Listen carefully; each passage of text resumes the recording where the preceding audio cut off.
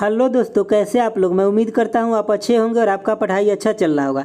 आज का ये वीडियो आपके लिए सीआरएम का टेस्ट नंबर 2 है। इससे पहले हम टेस्ट नंबर 1 दे दिए थे और आज का टेस्ट नंबर ये 2 है। आपको कमेंट बॉक्स में बताना है लास्ट में कि आपको इसमें से कितना सही हुआ। हम इसको टेस्ट इसलिए बोलते हैं क्योंकि इसमें 12 क्वेश्चन का सेट है और आपको एग्जाम में भी ऐसा ही आना है। तो इसीलिए आपको यहाँ लगा करके देखना है कि आप कितने क्वेश्चन सही कर पा रहे हैं, क्योंकि बिल्कुल एग्जाम पैटर्न के आधारित ये क्वेश्चन है। ठीक है, तो चलिए देखते हैं हम पहला क्वेश्चन क्या है। देखिए पहला क्वेश्चन है आपका कि इन ए सीआरएम सिस्टम रिटेंशन रेट आपको दिया हुआ है कितना, तो 50% दिया हुआ। आपसे पूछ क्या रहा है, तो चर्च रेट पूछ रहा है। समझ गए बातों को। तो चलिए यहाँ पे हम एक दो पॉइंट को थोड़ा सा ध्यान रख लेते हैं, ठीक है, जो एक्स्ट्रा है। देखिए सबसे पहली बात क्या कि जो रिटेंशन रेट होता है ना, इसके बराबर भी होता है क्या, सर्वाइवल रेट। तो आपसे अगर रिटेंशन रेट बोल दे या सर्वाइवल रेट बोल दे तो आपको कंफ्यूज नहीं होना है, दोनों का मतलब सेम ही होता है।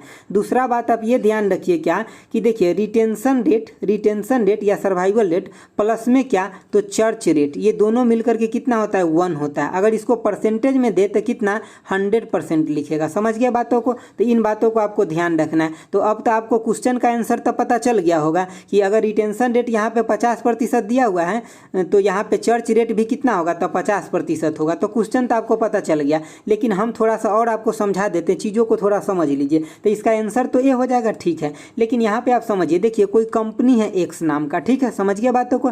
उसके बाद देखिए पहला साल में मान लीजिए कि पीछे साल में इसके पास कस्टमर था कितना, 500 कस्टमर था। अब उससे 1 साल के बाद क्या देखा ये कि यहाँ से 100 कस्टमर क्या हो गया कि गायब हो गया। अब यहाँ पे 400 कस्टमर क्या हो गया कि बच गया। तो ये जो 400 जो बचा हुआ है ना, यही है रिटेंशन। समझ गए, यही रिटेंशन। अगर हम रेट निकालेंगे तो फिर इसमें 400 में 500 से डिवाइड करेंगे, लेकिन हम रिटेंशन देखें कि कितना को रोक करके रख पाया कंपनी, तो 400 को रख पाया 500 में से। तो यहाँ पे रिटेंशन रेट क्या हो जाएगा, तो रिटेंशन रेट हो जाएगा आपका 400 बटे में कितना, 500। अगर इसको हमको परसेंटेज में देखना है तो क्या करेंगे, 100 से गुना कर देंगे। तो ये कितना हो जाएगा, देख लीजिए यहाँ पे, तो कितना 80% हो गया। तो कहने का मतलब अगर कोई भी कंपनी में पहले से 500 लोग हैं और 100 लोग छोड़कर चले गए तो 400 बच गए, तो ये क्या हो गया, रिटेंशन रेट कंपनी का कितना हो गया, तो 80% हो गया। और चर्च रेट हम कैसे निकालेंगे, देखिए मेरा पेन इधर नहीं चलता है, इसीलिए हम इसको रिमूव करके लिखेंगे।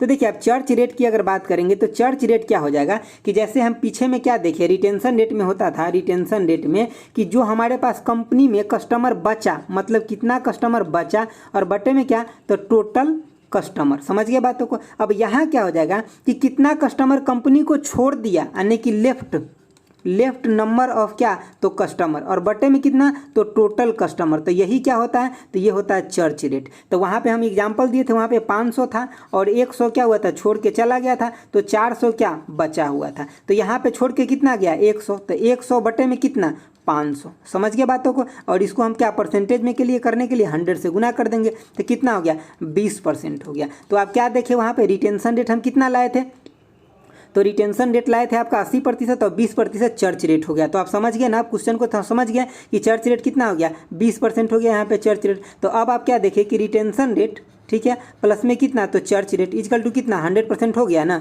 समझ गए बातों को। अब इस क्वेश्चन के लिए अगर आपको थोड़ा समझना है तो ऐसे समझ लीजिए, जैसे कि मान लीजिए कि यहाँ हम 500 लिए थे, तो इस क्वेश्चन के अकॉर्डिंग क्या हुआ कि 250 लोग क्या हुआ, 250 लोग कंपनी को छोड़ करके चला गया और 250 लोग इसमें बच गए। समझ गए चीज़ों को। तो यहाँ 250 लोग चले गए और 250 लोग बच गए। तो यहाँ पे अगर हम रिटेंशन रेट निकालेंगे या सर्वाइवल रेट, तो ये कितना हो जाएगा, तो 250 बटे में कितना, 500। समझ गए। और अगर हम इसका चर्च रेट भी निकालेंगे तो कितना कस्टमर छोड़ के जा रहा है, तो 250, तो 250 बटे कितना, 500। समझ गया चीज़ों को। तो अब आपको चीज़ें क्लियर हो गया ना। ऐसा क्वेश्चन पूछा गया था और फिर इसको घुमा फिरा के आपसे पूछा जा सकता है, इसीलिए आप ध्यान रखिए इसको। चलिए देखते हैं आगे। 2 क्या कह रहा है, क्वेश्चन नंबर 2 क्या कह रहा है कि use mathematical and statical technique such as neutral networking and cluster analysis. तो इसका आंसर हो जाएगा ऑप्शन ए, डाटा माइनिंग। देखिए डाटा माइनिंग के अंदर क्या होता है ना कि सभी डाटा को एक सेपरेट रूप में रखा जाता है। आप ऐसे समझिए कि जैसे कि जो डाटा बेकार हो गया है उसको बाहर निकालना, जो अच्छा डाटा है उसको अंदर रखना। तो ये सब कहाँ होता है, डाटा माइनिंग में। डाटा माइनिंग किसी भी कंपनी के लिए बहुत ज़्यादा इंपॉर्टेंट होता है, क्योंकि इसी के अकॉर्डिंग कंपनी क्या करता है कि आगे फ्यूचर का डिसीजन करता है कि कौन सा डाटा फ्यूचर के लिए इंपॉर्टेंट है, कौन सा डाटा वेस्ट हो गया। सपोज कीजिए कि कोई एक कस्टमर है जो 5 साल पहले वो अपना डाटा मतलब यूज करता था, कोई सस्ता सामान लेता था, समझ गए। तो उसके पास जो मतलब CRM के पास उस कंपनी का जो सॉफ्टवेयर है उसके पास जो डाटा था उसके सस्ते सस्ते सामान वाला का डाटा था, क्योंकि ऐसा मतलब जब उसको मैसेज दिया जाता था कस्टमर को तो उसके सस्ते सस्ते सामान वाला का मैसेज दिया जाता था। लेकिन वो मतलब जो कस्टमर है अब उसका मतलब सपोज कीजिए कि उसका तनख्वाह बढ़ गया, उसका पेमेंट बढ़ गया, तो अब वो क्या कर रहा है, बढ़िया बढ़िया सामान खरीद रहा है। तो अब यहाँ पे क्या हो रहा है कि सब चीज़ों को बढ़िया बढ़िया जो सामान ले रहा है उन चीज़ों के डाटा को अब उसको स्टोर रखना पड़ेगा कंपनी के, तभी तो उसको क्या करेगा कि अच्छे सामान का मैसेज देगा। जैसे कि आप ऐसे समझिए, डाटा माइनिंग में क्या होता है कि चीज़ों को ग्रुप को अलग अलग कर देता है, एक ग्रुप को अलग, इस ग्रुप को अलग, इस ग्रुप को अलग, कि कौन सा ग्रुप सबसे अच्छा है उसको पहले रखेंगे, उसके बाद कौन सा के रखें, उसके बाद कौन सा के रखें, सबसे ज़्यादा ज़रूरत का सामान कौन है उसको सबसे पहले रखें। जैसे कि एक छोटा सा एग्जांपल से समझिए, जब आप किसी दुकान के ऊपर मतलब दुकान पे अगर जाते हैं, ठीक है, तो अगर सपोज कि जो किराना स्टोर है तो वहाँ देखते हैं सबसे पहले क्या रखा रहता है दुकान के आगे, वहाँ पे जैसे कि कुरकुरे हो गया, कुछ ऐसे बिस्किट है, खाने वाला सामान है जो जल्दी से जल्दी बिकता है, लोग ज़्यादा खरीदता है, उसको सबसे पहले रखा जाता है, समझ गया। जैसे कि आप देखिएगा ना कि ऐसे अगर लड़ी लगा करके शैम्पू रखा रहता है तो एक क्वालिटी का एक जगह रखा रहता है, फिर दूसरे क्वालिटी का दूसरे जगह रखा रहता है। तो ये सब क्या है, ऐसे ही इसी तरह से डाटा माइनिंग के अंदर डाटा को स्टोर करके रखा जाता है और सेपरेट सेपरेट करके रखा जाता है, किसको हमको पहले जरूरत पड़ेगा और किसका डाटा का जरूरत हमें बाद में पड़ेगा, समझ गया चीज़ों को। तो चलिए अब हम देखते हैं अगला 3 नंबर क्वेश्चन। देखिए 3 नंबर क्वेश्चन क्या है, देखिए थोड़ा सा दोस्तों टाइम दीजिए क्योंकि मैं समझाता इसलिए क्योंकि अगर इर्द गिर्द से क्वेश्चन आए तो आप अच्छे से बना पाइएगा, ठीक है। चलिए देखिए आगे आपका 3 नंबर क्वेश्चन क्या है कि परसेंटेज और number of customer who move from one level to next level buying decision process, तो इसको हम क्या बोलते हैं। आपको आंसर पता चल गया, चलिए अब मैं बताता हूं। इसका आंसर हो जाएगा ऑप्शन ए, समझ गए, कन्वर्जन रेट। देखिए सबसे पहले बात क्या है कि सपोज कीजिए कि आप एक कस्टमर है, आपको एक मोबाइल लेना है, आपको क्या करना है, एक मोबाइल लेना है। आप एक कस्टमर है, ठीक है, और आपको क्या करना है, तो एक मोबाइल लेना है। जब आपको मोबाइल लेना है तो सबसे पहले आप क्या कीजिएगा, अलग अलग साइट पे घूमिएगा, आप अमेजन पे घूमिएगा, फ्लिपकार्ट पे घूमिएगा, दुकान में पता कीजिएगा। मतलब आप अभी आपको अगर खरीदना है तो अब अभी पूरे के पूरे मार्केट के लिए और सभी कस्टम जो जितने भी कंपनी है वो सभी के लिए आप कैसे कस्टमर है, तो आप एक पोटेंशियल कस्टमर है, मतलब किधरों जा सकते हैं, आपका अभी कोई अता पता नहीं, क्योंकि आप अभी मार्केट के अंदर ढूंढ रहे हैं कि हमें सस्ता कहाँ मिल जाएगा और अच्छा कहाँ मिल जाएगा। तो अभी आप पोटेंशियल कस्टमर है, समझ गए चीज़ों को। मतलब अभी आप डिसीजन नहीं किए हैं कि हमें क्या लेना है और क्या नहीं लेना है, समझ गए, मतलब फाइनल नहीं किए। तो देखिए जब आप क्या करते हैं, पहले 10 को प्रोडक्ट देखते हैं, इधर उधर सब कुछ देखते हैं, और जब आप फाइनल क्या करते हैं, डिसीजन कर लेते हैं कि हमें अब लेना ही लेना है और यही प्रोडक्ट लेना है, डिसीजन सब कुछ कर लिए कि ये प्रोडक्ट अब हमको लेना है, तो वही क्या कहलाता है, कन्वर्जन रेट कहलाता है। मतलब पहले तो आप मार्केट में घूम रहे थे तो किसी में कन्वर्ट नहीं हुए थे, किसी भी कंपनी के अंदर कन्वर्जन नहीं हुए थे, लेकिन जब आप डिसीजन कर लिए फाइनल बाय करने का, खरीदने का, तो उसे क्या बोलते हैं, कन्वर्जन रेट बोलते हैं। समझ गए चीज़ों को कि आप अब कन्वर्ट हो गए। अगर आप प्रीवियस ईयर नहीं देखे, जो अपने चैनल पे पड़ा हुआ है उसको आप देख लीजिएगा, वहाँ हम फनल सिस्टम बताए थे, इसमें हम आपको सब कुछ क्लियर कट कर दिए थे, वहाँ से आपको 1-2 क्वेश्चन बन सकता है। चलिए आगे देखते हैं 4 नंबर क्वेश्चन, ठीक है।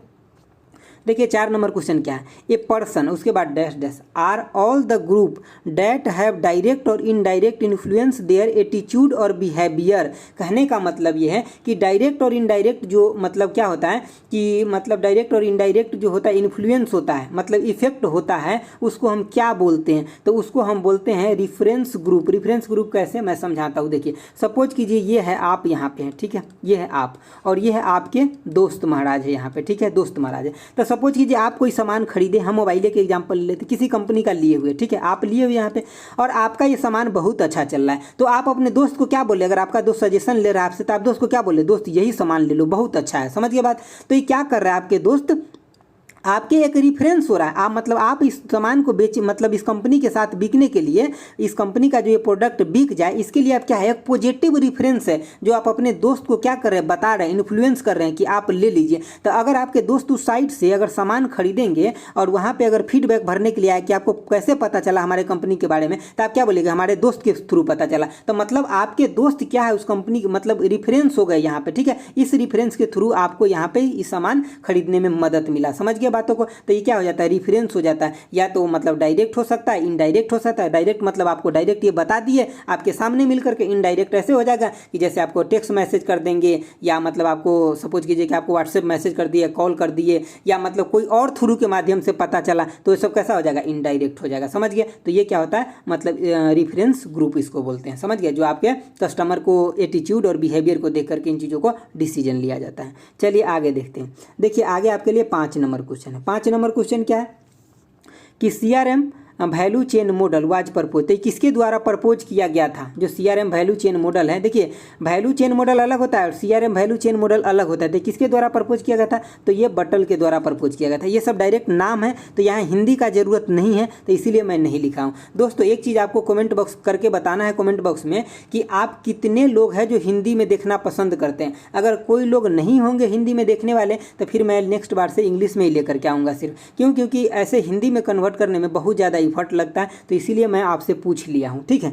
चलिए देखिए आगे। देखिए आगे 6 नंबर क्वेश्चन देखिए क्या है, कह रहा है example of insurance company under, तो किन चीज़ों के अंदर आता है इंश्योरेंस कंपनी? जो है देखिए, जैसे कि आप इंश्योरेंस कराते हैं तो आप क्या हो गए, एक कस्टमर हो गए, कंज्यूमर हो गए, यही हुए ना। लेकिन जिससे आप कराते हैं वो क्या है, कंपनी है। तो एक ऐसा पॉलिसी हो गया, किसके अंतर्गत आएगा? तो ऑप्शन सी, यानी कि बिजनेस टू कंज्यूमर या कस्टमर। समझ गए बातों को? तो यहाँ देखिए, अगर कंज्यूमर देगा तो कंज्यूमर में लगाना है, कंज्यूमर नहीं देगा, कस्टमर देगा तो उसमें भी आपको लगा लेना है। समझ गए बातों को? तो देखिए यहाँ पे आप क्या है, तो एक कंज्यूमर है या कस्टमर है। जैसे कि मान लीजिए आप किसी कंपनी से, जैसे कि एलआईसी से आप बीमा कराते हैं, तो वो क्या, एलआईसी क्या है, एक कंपनी है ना, एक बिजनेस है ना उनका। बीमा करना क्या है, उनका एक बिजनेस है। लेकिन आप अपने सुरक्षा के लिए करा रहे हैं, मतलब आप एक कस्टमर है या फिर क्या है, तो मतलब कंज्यूमर है। समझ रहे कि उनका बीमा आप ले रहे हैं। चलिए आगे देखते हैं 7 नंबर क्वेश्चन। देखिए 7 नंबर क्वेश्चन क्या है कि सीआरएम प्रोग्राम इन्वॉल्व्स, तो मतलब सीआरएम प्रोग्राम में क्या क्या आता है? तो सीआरएम प्रोग्राम में आता है मार्केट ऑटोमेशन भी आता है, उसके बाद सेल्स फॉर ऑटोमेशन भी आता है, और उसके बाद क्या, कस्टमर सर्विस भी आता है। मार्केट ऑटोमेशन का मतलब ये हो गया कि जैसे कि ये क्या करता है कि मार्केट को रेगुलेट करने में सपोर्ट करता है। समझ गए? सीआरएम सिस्टम क्या करता है, सपोर्ट करता है। जैसे कि ये सीआरएम एक सॉफ्टवेयर है, किसके, कंपनी और कस्टमर, जो कस्टमर है या कंज्यूमर है या बायर है, जो कुछ भी है, इसके बीच में एक रिलेशन रखता है। मतलब इसका सभी, इस कस्टमर का सभी इन्फॉर्मेशन अलग अलग जगह से निकाल करके क्या करता है, स्टोर करता है सीआरएम, और इस कंपनी को बताता है कि अभी सपोज कीजिए कि आप एक साइट पे गए और आप क्या किए, अपने शूज या मोबाइल कोई भी चीज़ सर्च किए, ठीक है, तो वो तुरंत क्या करेगा ना, वहाँ से सीआरएम के अंदर ऐसा फैसिलिटी होता है सॉफ्टवेयर के अंदर कि आपके वो डाटा को ले लिया। आप अगर जहाँ जहाँ और आप जा रहे हैं ना सोशल मीडिया के ऊपर, वो सभी जगह आपको क्या करेगा, ऐड दिखाएगा, वो ऐड भी दिखाएगा, उसके आसपास के ऐड भी दिखाएगा कि आप ये ऐड देखिए, ये ऐड देखिए, मतलब उससे रिलेटेड प्रोडक्ट आपको दिखाएगा। तो ये क्या हो रहा है, मार्केटिंग ऑटोमेशन ही तो हो रहा है। ऑटो उन चीज़ों को मतलब कंप्यूटर के अंदर वो चीज़ें फिट है सॉफ्टवेयर में, और आपको वो चीज़ें दिखाया जा रहा है। तो क्या हो रहा है, मार्केटिंग ही तो हो रहा है, आपके साथ वो सामान बेचने का ही तो कोशिश कर रहे हैं। समझिए बातों को। सेल्स फॉर ऑटोमेशन, देखिए ये भी क्या होता है ना कि मार्केटिंग में बहुत ज़्यादा हेल्प करता है। देखिए अब यहाँ पे क्या गया, कस्टमर सर्विस। देखिए कस्टमर सर्विस क्या होता है ना कि जैसे कि सपोज कीजिए आप कहीं मॉल में गए और आपको मतलब कोई दुकानदार है वो क्या कर रहा है कि आपको सर्विस दे रहा है, या मतलब मान लीजिए कि कह रहा है कि सर ये प्रोडक्ट देख लीजिए, ये प्रोडक्ट देख लीजिए, ये प्रोडक्ट देख लीजिए, तो आपको उस सब चीज़ों जो दिखा रहा है, आपको अट्रैक्ट कर रहा है, वो अपने तरफ जो खींच रहा है, वो अपने कंपनी के तरफ से आपके साथ एक अच्छा बिहेवियर बना रहा है। तो ये सब क्या है, कस्टमर सर्विस ही तो है कि नहीं। कस्टमर सर्विस जैसे कि आपको थैंक यू बोल रहा है, आपको विजिटिंग कार्ड दे रहा है, तो ये सब क्या है, कस्टमर सर्विस है। या तो सपोज कीजिए आपके साथ प्रॉमिस किया हो, सपोज किया बाइक लिए, आपके साथ प्रॉमिस किया हुआ है कि हम आपको ये बाइक आपके साथ बेच रहे हैं, उसके बाद हम आपको 1 साल का या 6 महीना का सर्विस देंगे। तो ये सब क्या है, ये सब कस्टमर सर्विस है। समझ गए? तो इसका ऑप्शन कौन हो जाएगा, तो ऑप्शन डी हो जाएगा। चलिए आगे देखते हैं। आगे आपका क्वेश्चन है 8 नंबर। देखिए 8 नंबर क्वेश्चन क्या है कि कस्टमर टच पॉइंट मीन्स क्या होता है। देखिए कस्टमर टच पॉइंट का मतलब होता है कि अगर आप एक कस्टमर या कंज्यूमर है और यहाँ पे एक कंपनी बैठा हुआ है,